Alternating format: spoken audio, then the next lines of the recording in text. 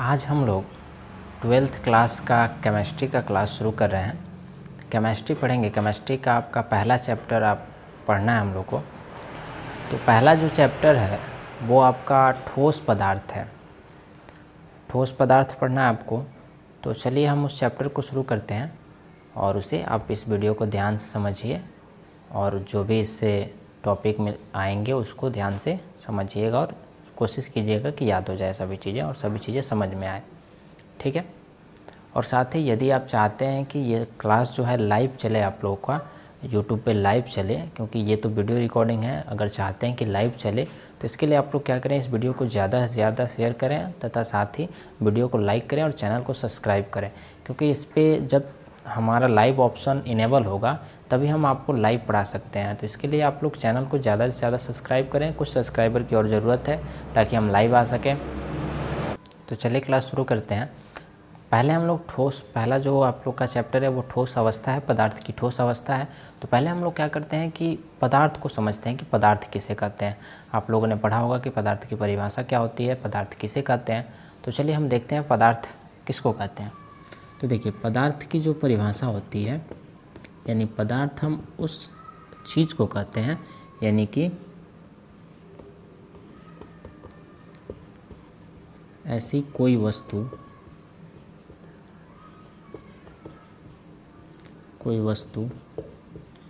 जो स्थान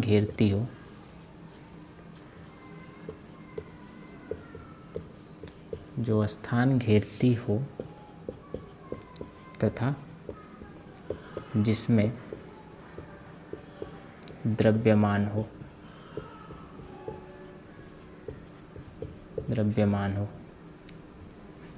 वह क्या कहलाता है, उसे हम पदार्थ कहते हैं।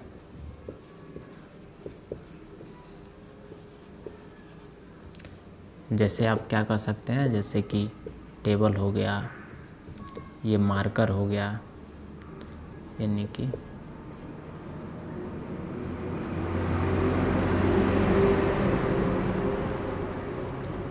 इत्यादि।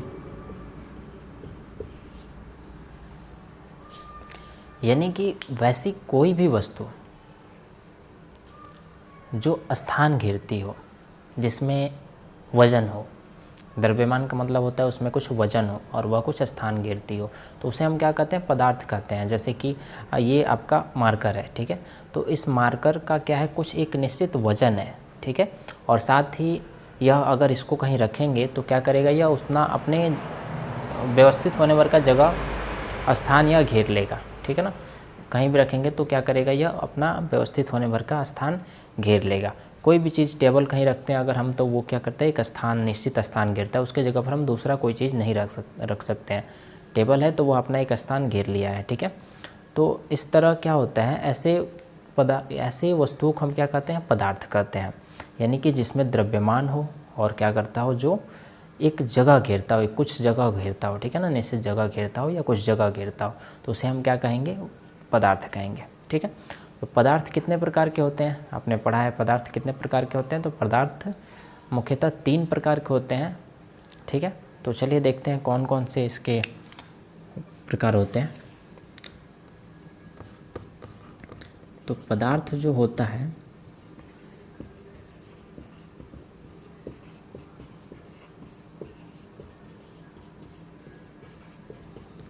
ये 3 प्रकार के होते हैं। कौन कौन से होते हैं, तो पहला ठोस होता है, ठीक। दूसरा द्रव होता है और तीसरा गैस होता है, ठीक।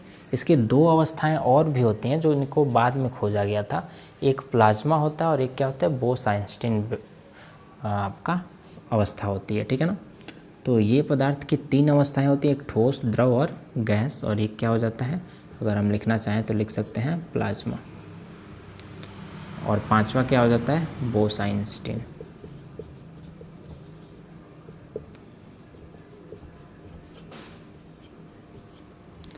तो ये क्या हो जाता है, ये 5 आपके इसकी अवस्थाएं हो जाती हैं। तो हमें इन तीनों को मुख्य रूप से पढ़ना होता है, ठीक है।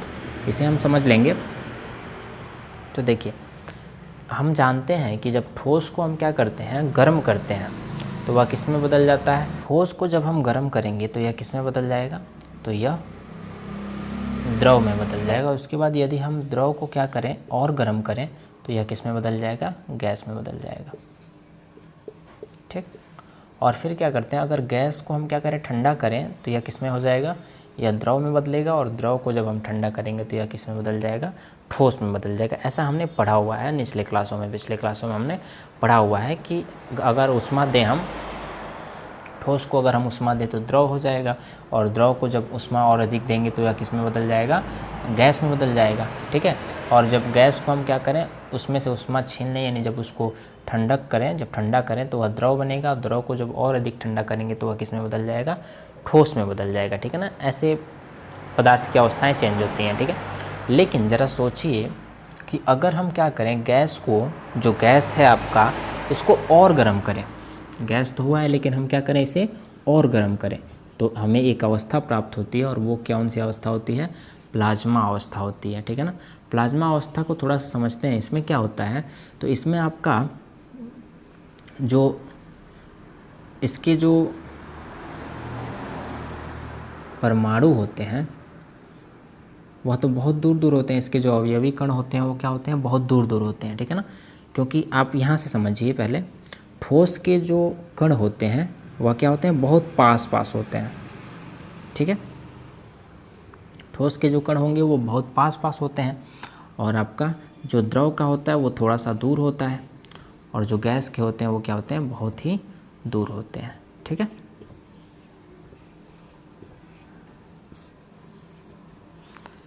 ऐसे इनके कण की व्यवस्थाएं होती हैं। ठीक है, तो देखिए ये ठोस में आप देख रहे हैं कि जो इसके अवयवी कण हैं वो बहुत ही पास हैं। ठीक है, क्योंकि जो ठोस होता है वह उनके कणों के बीच एक आकर्षण बल काम करता है, एक बहुत ही मजबूत आकर्षण बल काम करता है, जो क्या करता है, उन कणों को एक साथ चिपका के रखता है, और बहुत मजबूती से एक दूसरे को पकड़े रहता है, जिससे क्या होता है कि वह जल्दी टूटता नहीं है। ठीक है ना, मजबूत होता है। जबकि द्रव में क्या होता है, द्रव में जो कण होते हैं वो आपस में थोड़े से इसकी अपेक्षा थोड़ा कम, ये लोग थोड़ी कम मजबूती से जुड़े होते हैं। जबकि गैस में क्या होता है कि बहुत ही कम बल होता है इन दोनों का, जो कण होते हैं उनके बीच। इन कणों के बीच के बल को क्या कहते हैं हम, तो इन कणों के बीच के बल को अंतराण्विक बल कहते हैं। क्या कहते हैं, अंतराण्विक बल, यानी कि कणों के बीच लगने वाला बल क्या कहलाता है, अंतराण्विक बल कहलाता है। तो ठोस में क्या होता है, अंतराण्विक बल ज़्यादा होता है, क्योंकि यह बहुत मजबूती से एक दूसरे को पकड़े रहते हैं। द्रव में इससे थोड़ा कम होता है, गैस में इससे भी कम होता है। इनके बीच जो अंतराण्विक बल होते हैं वो बहुत ही कम होते हैं। और जब हम क्या करते हैं, जब यह प्लाज्मा अवस्था में, जब इसको और गर्म करते हैं, जब यह प्लाज्मा अवस्था में जाता है तो क्या हो जाता है कि इसके कण तो पहले ही बहुत दूर दूर थे, तो अब क्या होता है कि इसके कण से इलेक्ट्रॉन जो होते हैं वह निकलकर मिक्स हो जाते हैं, वह निकलकर इधर उधर घूमने लगते हैं। क्योंकि प्लाज्मा अवस्था तब बनती है जब हम गैस को क्या करें, गैस को उच्चतम ताप दे दें, उच्चतम ताप दे दें और साथ ही उच्चतम वोल्ट दे दें। ठीक है, बिजली दे दें इसके साथ, तो यह क्या हो जाएगा, यह प्लाज्मा अवस्था में प्लाज्मा माध्यम बन जाता है। ठीक है, यानी प्लाज्मा अवस्था में चला जाता है। तो इसमें क्या होता है, जब हम किसी कण को और अधिक खूब ज़्यादा गर्म कर देंगे, गैस से भी, गैस हो जाने के बाद भी खूब ज़्यादा गर्म कर देंगे, तो क्या होंगे, उसके जो इलेक्ट्रॉन होंगे वह अब अलग होने लगेंगे। उस परमाणु से इलेक्ट्रॉन जो होते हैं, जो कक्षाओं में अपने घूमते रहते हैं, तो वो क्या करेंगे, बाहर निकल जाएंगे और मिक्स हो जाएंगे। ठीक है, तो इस अवस्था को हम क्या कहेंगे, प्लाज्मा अवस्था कहेंगे। पदार्थ का ये जो प्लाज्मा अवस्था होता है, ये जो प्लाज्मा अवस्था होता है, तो इसके क्या क्या गुण होते हैं, तो देखिए इसके जो गुण होते हैं, यह क्या होता है, विद्युत का चालक होता है। कोई भी पदार्थ अगर उसका प्लाज्मा अवस्था है तो प्लाज्मा अवस्था क्या होता है, विद्युत का चालक होता है। ठीक है, और साथ ही क्योंकि इसके जो इलेक्ट्रॉन होते हैं वो क्या होते हैं, मुक्त इलेक्ट्रॉन होते हैं, चारों तरफ घूमते रहते हैं। ठीक है ना, यह अपनी कक्षाओं से निकलकर एक दूसरे की कक्षाओं में घूमते रहते हैं, तो इसलिए यह क्या होता है, विद्युत का चालक होता है। आपको मैंने पिछले वीडियो में फिजिक्स में बताया था कि उसमें क्या होता है कि इलेक्ट्रॉन जब क्या करते हैं, एक कण की कक्षा से निकलकर दूसरे कण की कक्षा में जाते हैं। मैंने बताया था ये दो अगर कण है, ये 3 कण है और इसका इलेक्ट्रॉन निकलकर इस कण पे आ गया और इसका इलेक्ट्रॉन निकलकर इस परमाणु पे आ गया, ठीक है ना। तो जब ये गतिशील होते हैं, यानी एक का परमाणु का इलेक्ट्रॉन दूसरे परमाणु पर और उसका इलेक्ट्रॉन तीसरे परमाणु पर जाता है, तो जब यह क्रिया चलती रहती है तो क्या होता है, इससे आवेश उत्पन्न होते हैं और क्या होता है, यह आवेश का चालन करता है, ठीक है ना। तो वैसे ही क्या होता है कि इसके जो इलेक्ट्रॉन होते हैं, प्लाज्मा अवस्था में जो इलेक्ट्रॉन होते हैं वह क्या होते हैं, एक दूसरे की कक्षाओं से अलग होते हैं, मतलब परमाणु की कक्षाओं से यह अलग होते हैं, मुक्त इलेक्ट्रॉन होते हैं, इसलिए यह क्या करते हैं, विद्युत का आसानी से चालन करते हैं। और प्लाज्मा का दूसरा क्या गुण होता है, तो दूसरा ये गुण होता है कि ये क्या होता है, रंगीन होता है। क्या होता है, रंग बिरंग होता है यह, क्योंकि मुक्त इलेक्ट्रॉन जब होंगे तो वह क्या करेगा, रंगीन, कई रंगों में विभक्त होगा, मतलब कई रंग उसमें दिखाई देंगे, तो यह क्या होता है, रंगीन होता है।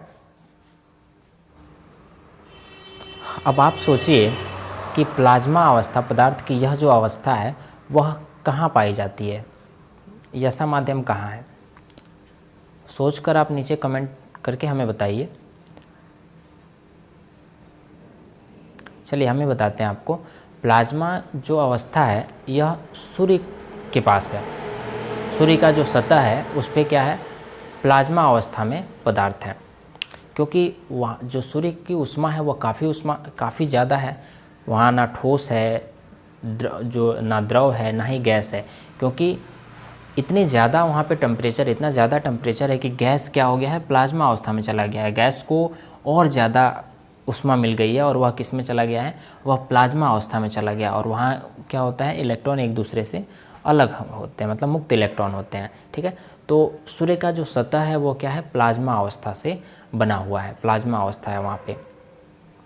और पृथ्वी पे कहाँ होता है, तो पृथ्वी पे भी प्लाज्मा अवस्था पाई जाती है पदार्थ की।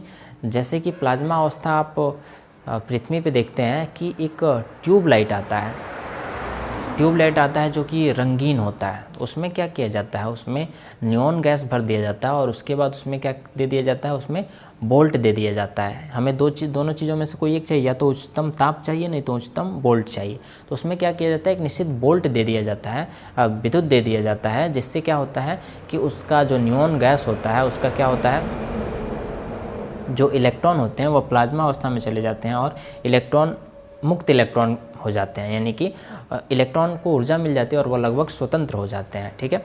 जिससे वह जो ट्यूबलाइट होता है वह कई रंगों में हमें चमकता हुआ दिखाई देता है, तो वहाँ इसका प्रयोग होता है। और भी आप इसका प्रयोग देख सकते हैं, जब बारिश का मौसम होता है, जब बादल एक दूसरे से टकराते हैं तो उस समय क्या होता है, उस समय आप देखते हैं कि चूँकि दो बादलों के बीच क्या होंगी, हवा होंगी, गैस होगा, दो बादलों के बीच क्या होगा, गैस होगा, और जब वह दोनों आपस में टकराएंगे तो उस समय क्या होता है कि बहुत ज़्यादा हवाएं जो होती हैं वो बहुत ज़्यादा गर्म हो जाती हैं, और वह हवा इतना ज़्यादा गर्म हो जाता है कि वह किस रूप में चला जाता है, वह प्लाज्मा अवस्था में चला जाता है। और प्लाज्मा अवस्था में जब चला जाता है, वही जब पृथ्वी पे गिरता है तो हम कहते हैं कि बिजली गिरी है, और उससे हमें क्या लगता है, बिजली का झटका लगता है, ठीक है। और देखते हैं आपकी जब बिजली का किसी को झटका लगता है तो वह सीधे ऊपर चला जाता है। पेड़ पौधों पर अगर गिरता है तो पेड़ पौधे एकदम जल के राख हो जाते हैं। तो वही जो बिजली गिरता है वो क्या होता है, पदार्थ की प्लाज्मा अवस्था होती है। चूँकि इलेक्ट्रॉन बाहर होते हैं, अभी मैंने आपको बताया था कि फिजिक्स में मैंने बताया था जब इलेक्ट्रॉन गतिशील होते हैं तो उनमें क्या हो जाता है, आवेश आ जाता है, ठीक है। तो वही प्लाज्मा अवस्था जब धरती पे गिरता है तो उसमें क्या होते हैं, बिजली आवेश रहता है, आवेशित रहता है वो, जिससे क्या हो जाता है कि हमें बिजली का झटका लगता है, और हम जिन्हें भी झटका लगता है बिजली का वो फिर जीवित नहीं बचते हैं। तो ऐसे पृथ्वी पे आप देख सकते हैं इसकी प्लाज्मा अवस्था, पदार्थ की प्लाज्मा अवस्था। चलिए अब हम आगे देखते हैं, चूँकि हम इस चैप्टर में हमें क्या पढ़ना है, ठोस पढ़ना है, केवल ठोस अवस्था के बारे में पढ़ना है, लेकिन हम सोचें कि आपको लगभग इन सब चीज़ों की जानकारी भी दे दें। उम्मीद है कि आपने पिछले क्लासों में पढ़ा भी होगा, लेकिन फिर भी इस क्लास में मैं थोड़ी बहुत जानकारी इसकी दे दिया हूँ। चलिए आगे देखते हैं, अब चैप्टर को शुरू करते हैं ठोस अवस्था से। आपका ठोस। तो ठोस हम किसे कहते हैं? तो ठोस हम वैसे पदार्थ को कहते हैं जिनके क्या हो, आकार और आयतन दोनों निश्चित हो, यानी कि जिनका एक निश्चित भार हो, वजन हो, और जिनका एक निश्चित आकार हो। जैसे कि ये मार्कर हम लें, मार्कर का क्या है, एक निश्चित वजन है, ठीक है, और एक निश्चित इसका आकार है, मार्कर के आकार का है, ठीक है ना। ऐसा नहीं कि अगर हम इसे जग में रखें तो यह जग का आकार ले लेगा, ऐसा नहीं है। ये इसका आकार में परिवर्तन नहीं होने वाला है, चाहे इसको हम कहीं भी रखें, ठीक है ना, बस आग में ना रखें, ठीक है।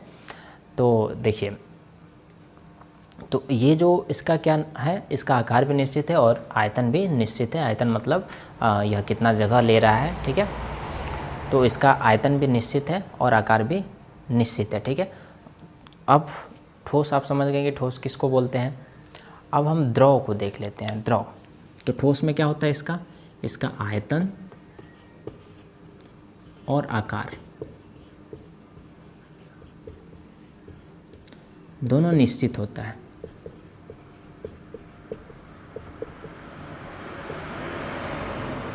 ठीक है।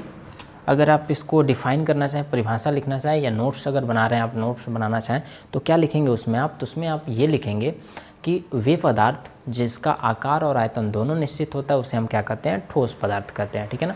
वैसे आपको PDF मिल जाएगा तो आप वहाँ से भी इसको याद कर लेंगे, ठीक है।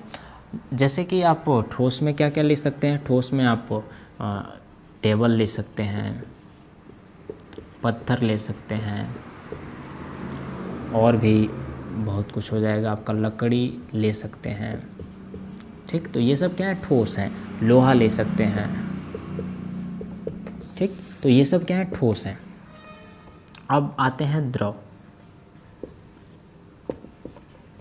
द्रव क्या है, तो वैसे पदार्थ जिसका क्या हो, आयतन तो निश्चित हो लेकिन आकार निश्चित ना हो।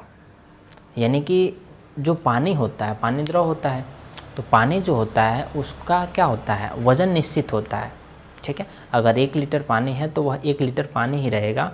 यानी कि अगर एक तरह से हम कहें कि 500 ग्राम अगर पानी है, या फिर आप उसको अगर वज़न करते हैं और वह 1 केजी के बराबर है, ठीक है ना, या फिर 1 लीटर जो होता है वो 1 केजी ही होता है, तो उतना अगर बराबर है तो वह क्या होगा, तो वह आपका उसका आयतन हमेशा निश्चित रहेगा, मतलब उसका वज़न हमेशा निश्चित रहेगा, वज़न चेंज नहीं होने वाला, चाहे आप उसे किसी भी बर्तन में रखें। लेकिन किसी बर्तन में रखते हैं, जिस बर्तन में हम उसे रखते हैं वह उसी का आकार ले लेता है, तो यह क्या होता है, उसका आकार निश्चित नहीं है। यानी कि उसे हम जहाँ रखेंगे उसी का वह आकार ले लेगा। अगर हम उसे जग में रखते हैं तो वह जग के आकार का हो जाता है, अगर हम ग्लास में रखते हैं तो ग्लास का आकार का हो जाता है, ठीक है। अगर हम उसे टब में रखते हैं तो टब के आकार का हो जाता है। तो उसको हम जहाँ भी रखते हैं वह उसी के आकार में ढल जाता है, ठीक है। तो इससे हम इसकी डिफिनीशन क्या लिख सकते हैं कि वे पदार्थ जिसका आयतन निश्चित हो लेकिन आकार निश्चित ना हो उसे हम क्या कहेंगे, द्रव कहेंगे, ठीक है। यानी कि इसमें क्या होता है, इसमें आकार अनिश्चित होता है,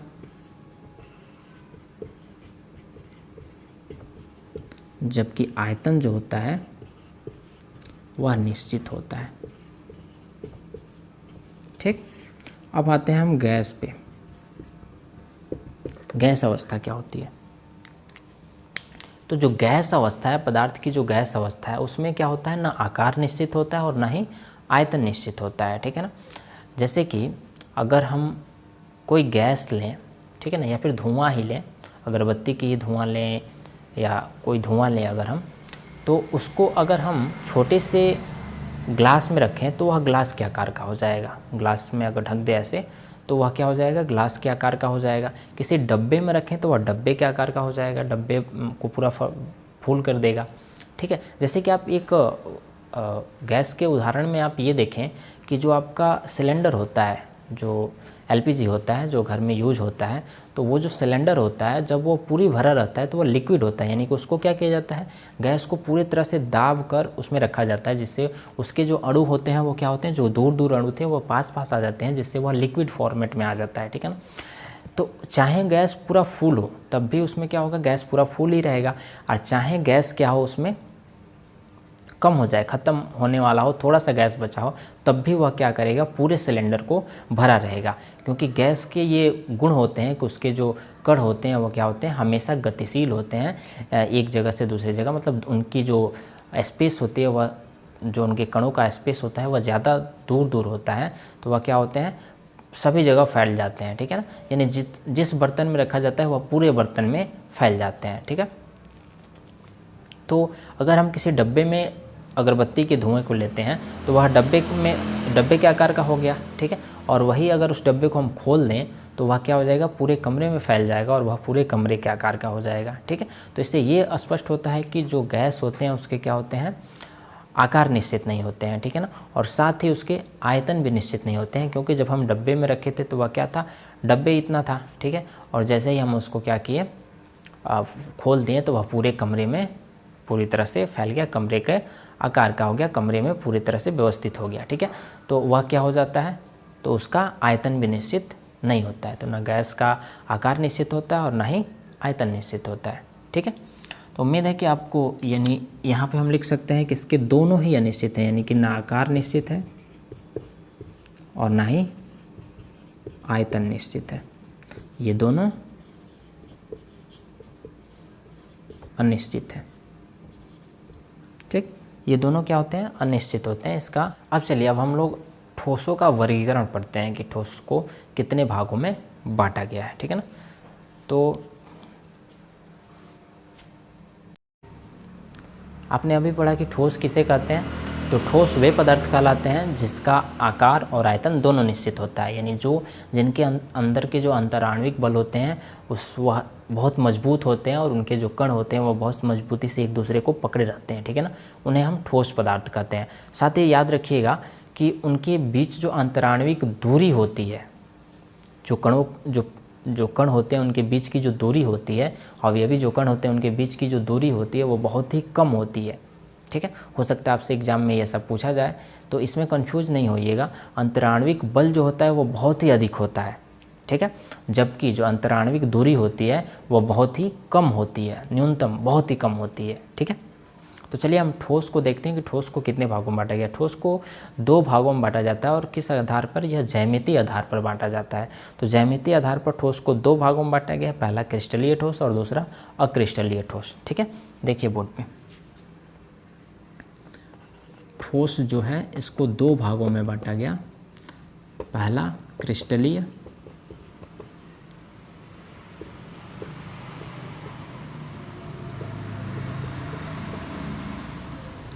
और दूसरा 2 भागों में बांटा जाता है। और कौन कौन सा होता है, क्रिस्टलीय और अक्रिस्टलीय, ठीक है ना। तो अब देखिए क्रिस्टलीय ठोस किसे कहते हैं, इसका डेफिनेशन क्या होगा, क्रिस्टलीय ठोस बोलते किसको हैं, ठीक है ना। तो ध्यान रखिए, वैसे ठोस जिनका एक ज्यामितीय, जिनके जो अवयवी कण होते हैं किसी निश्चित ज्यामितीय आकार में व्यवस्थित होते हैं, उन्हें हम क्या कहते हैं, क्रिस्टलीय ठोस कहते हैं। और जिस ठोस के जो अवयवी कण होते हैं वह किसी निश्चित ज्यामितीय आकार में व्यवस्थित नहीं होते हैं, उन्हें हम क्या कहते हैं, अक्रिस्टलीय ठोस कहते हैं। सिंपल है परिभाषा, डेफिनेशन सिंपल है, ठीक है ना। तो याद हो गया होगा, मैं बोर्ड पे इसको लिखूंगा नहीं, लगभग आपको याद हो गया होगा। एक बार और सुन लीजिए कि वे पदार्थ, यानी वे ठोस जिनके जो अवयवी कण होते हैं वह किसी ज्यामितीय आकार में व्यवस्थित होते हैं, अवयवी जो कण होते हैं वह किसी ज्यामितीय आकार में व्यवस्थित होते हैं, उन्हें हम क्या कहते हैं, क्रिस्टलीय ठोस कहते हैं। और वे ठोस जिनके अवयवी कण किसी निश्चित ज्यामितीय आकार में व्यवस्थित नहीं होते हैं, उन्हें हम क्या कहते हैं, अक्रिस्टलीय ठोस कहते हैं। क्रिस्टलीय ठोस में क्या हो जाएगा, तो क्रिस्टलीय ठोस में आपका उदाहरण के तौर पे हीरा हो जाएगा, ठीक है ना। और उसके बाद क्या हो जाएगा, NaCl हो जाएगा। जो साधारण नमक होता है वह क्या होता है, एक क्रिस्टलीय ठोस होता है, ठीक है ना, क्योंकि उसके जो अवयवी कण होते हैं वह एक निश्चित ज्यामितीय आकार में व्यवस्थित होते हैं, ठीक है ना। इसी तरह आप अगर अक्रिस्टलीय में जाएं तो अक्रिस्टलीय में उदाहरण के तौर पे कांच हो जाएगा, रबर हो जाएगा, ठीक है। क्रिस्टलीय जो ठोस होता है उसके जो अणु होते हैं, परमाणु जो होते हैं वो किस रूप में व्यवस्थित होते हैं, तो वह किसी निश्चित आकार में, जैसे कि ये आपका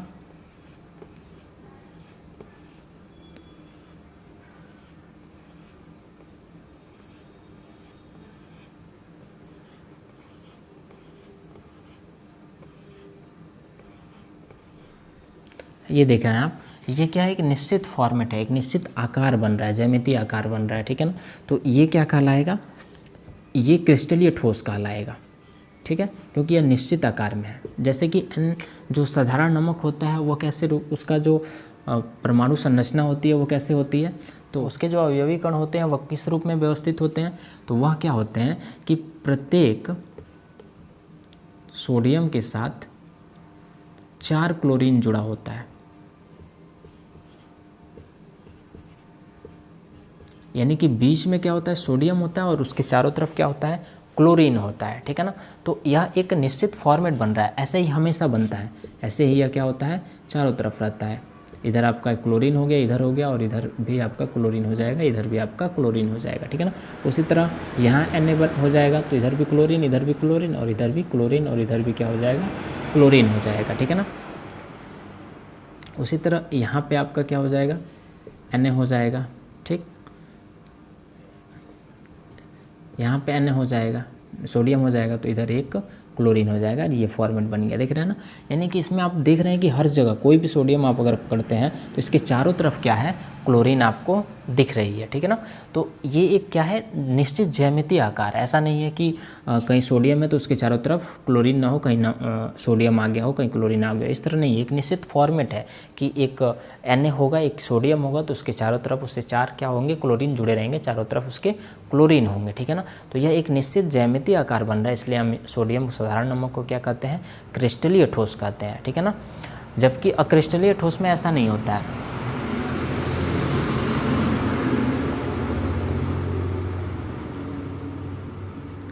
अक्रिस्टलीय जो ठोस होते हैं उनके जो परमाणु होते हैं वह एक निश्चित फॉर्मेट में व्यवस्थित नहीं होते हैं, ठीक है ना। उनमें क्या होगा कि हो सकता है कि एक परमाणु यहाँ हो तो एक परमाणु यहाँ हो, ठीक, तो एक परमाणु यहाँ हो, ठीक, एक परमाणु यहाँ हो, एक परमाणु यहाँ हो, यहाँ हो, यहाँ हो, फिर यहाँ, फिर यहाँ, फिर यहाँ, ठीक है ना।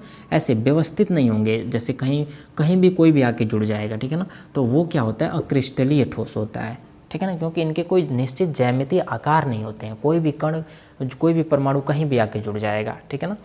तो ये क्या कहलाएंगे, अक्रिस्टलीय ठोस कहलाएंगे, जैसे कांच हो गया, ठीक है, रबर हो गया, ये सब। लगभग आप लोगों को ये समझ में आ गया होगा क्रिस्टलीय ठोस किसे कहते हैं और अक्रिस्टलीय ठोस किसे कहते हैं, ठीक है ना। इसके उदाहरण में क्या हो जाएगा, रबर हो जाएगा, कांच हो जाएगा, मोम हो जाएगा, क्योंकि ये क्या होते हैं, सही रूप से इनके जो परमाणु होते हैं वो व्यवस्थित नहीं होते हैं, ठीक है ना। इनके कुछ गुण होते हैं, क्रिस्टलीय ठोस और अक्रिस्टलीय ठोस के कुछ गुण होते हैं। तो चलिए हम उस गुण को देख लेते हैं और उसी के आधार पर हम इन दोनों के बीच से डिफरेंस निकालते हैं, अंतर निकालते हैं, क्योंकि आपसे हो सकता है क्वेश्चन पूछा जाए कि क्रिस्टलीय ठोस और अक्रिस्टलीय ठोस में क्या अंतर है, ठीक है ना। तो इनके गुण जो होते हैं वही क्या हो जाते हैं, इनके अंतर हो जाते हैं। तो चलिए एक एक करके इनके गुण देखते हैं हम। चलिए देखते हैं, इसके गुण को देखते हैं। तो क्रिस्टलीय जो ठोस होता है उसका गुण ये पहला ये होता है कि इसके जो यह एक निश्चित ज्यामितीय आकार में होता है, यह एक निश्चित ज्यामितीय आकार में होता है, यानी कि इसके जो अवयवी कण होते हैं वो क्या होते हैं, एक निश्चित ज्यामितीय आकार में होते हैं। क्या लिखेंगे,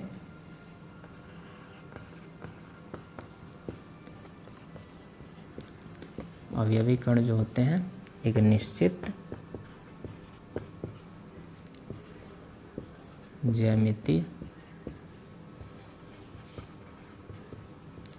आकार में होते हैं। जबकि अक्रिस्टलीय जो ठोस होता है वह क्या होता है, इसका कोई निश्चित ज्यामितीय आकार नहीं होता है।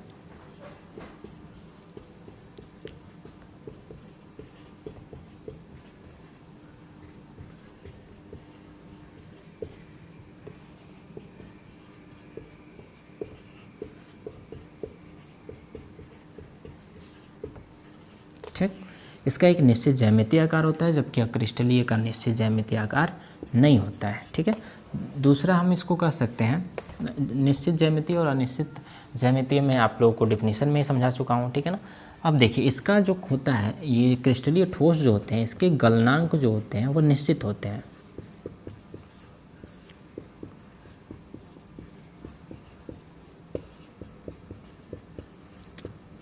जबकि अक्रिस्टलीय ठोस जो होते हैं इनके गलनांक निश्चित नहीं होते हैं।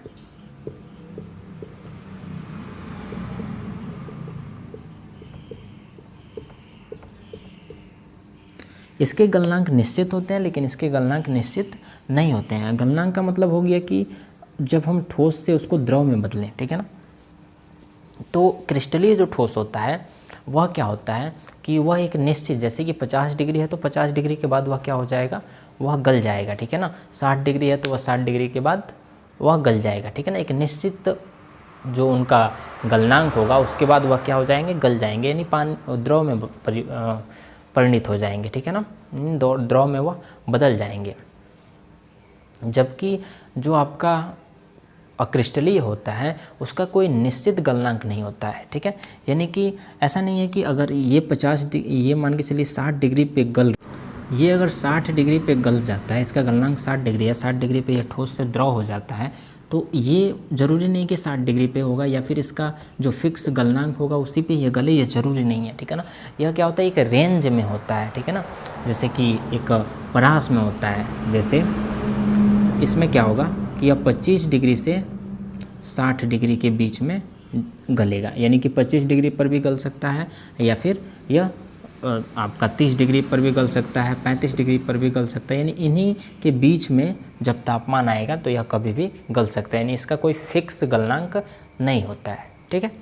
अब आगे देखिए, तीसरा जो गुण होता है, तो क्रिस्टलीय जो ठोस होता है वह क्या होता है, असंपीड्य होता है, यानी इसे दबाया नहीं जा सकता है। ऐसा नहीं कि इसको दाब दिया जाए तो यह दब जाए, ठोस कभी दबता नहीं है, ठीक है ना। वह क्या होगा, जिस आकार में है उसी आकार में रहेगा, वह चेंज नहीं होगा, ठीक है। जैसे कि पत्थर है तो ठोस तो पहले से उसके जो अंदर अंतराण्विक बल जो हैं वो क्या है, एक दूसरे को बहुत तेज़ी से बांधे हुए हैं, बहुत मजबूती से एक दूसरे को पकड़े हुए हैं, तो उन पर हम कितना भी बल लगाएंगे वह क्या होगा, टूट जाएगा, लेकिन वह दब नहीं सकता है, ठीक है ना। तो यह क्या होता है कि यह असंपीड्य होता है, ठीक है ना। क्रिस्टलीय जो होता है वो क्या होता है, असंपीड्य होता है। लेकिन ये जो होता है, ये क्रिस्टलीय असंपीड्य होता है, लेकिन अक्रिस्टलीय जो होता है यह कुछ संपीड्य होता है, ठीक है ना।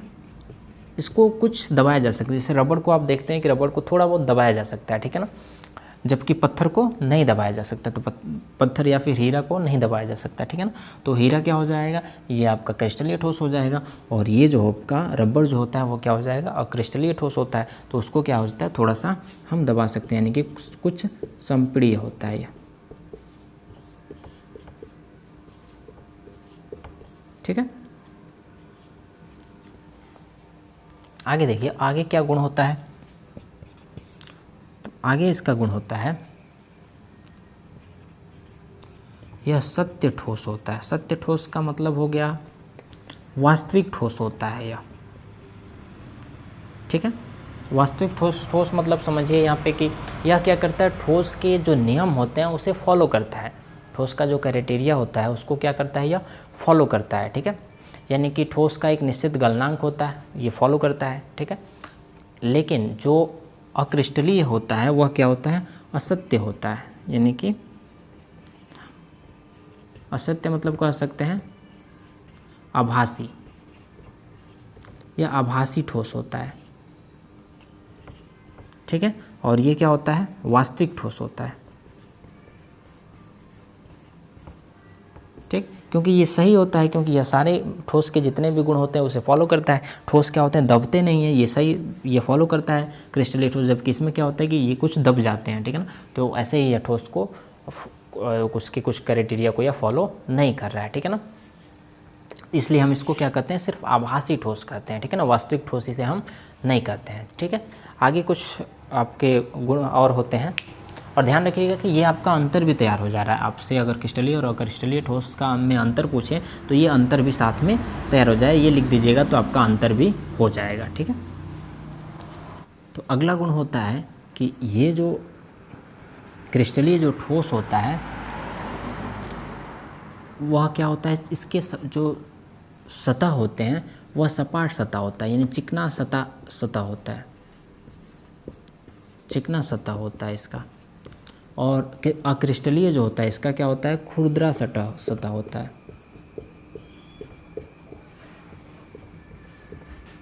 ठीक ठीक है।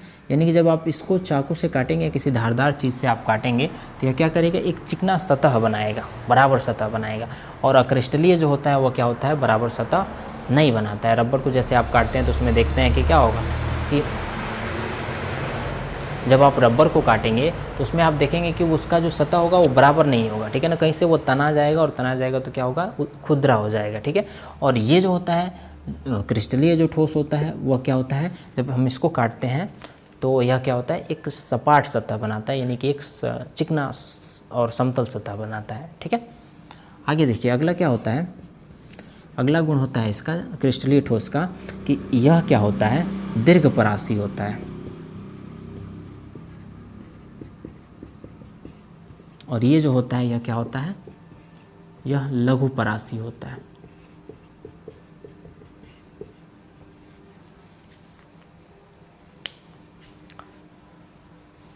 दीर्घपरासी मतलब हो गया कि इसकी जो रचना होगी, इसके जो परमाणु होंगे वह बड़ी से बड़ी संरचना बना सकते हैं, ठीक है ना।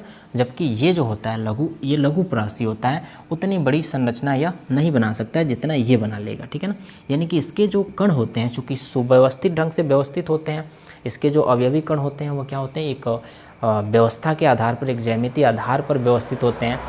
इसलिए यह क्या हो सकते हैं, बहुत बड़े रेंज में जा सकते हैं, यानी बहुत बड़ी इसकी संरचना हो सकती है। जबकि जो ये वाला होता है यह क्या होते हैं, इसके जो कण होते हैं वह एक व्यवस्थित ढंग से व्यवस्थित नहीं होते हैं, कहीं कोई भी होता है, ठीक है ना। इसलिए यह क्या होता है, इसकी जो संरचना होती है वह ज़्यादा बड़ी नहीं हो सकती है, ठीक है ना। तो ये आपके कुछ गुण हैं क्रिस्टलीय और अक्रिस्टलीय ठोस के, और साथ ही ये अंतर भी है, ठीक है।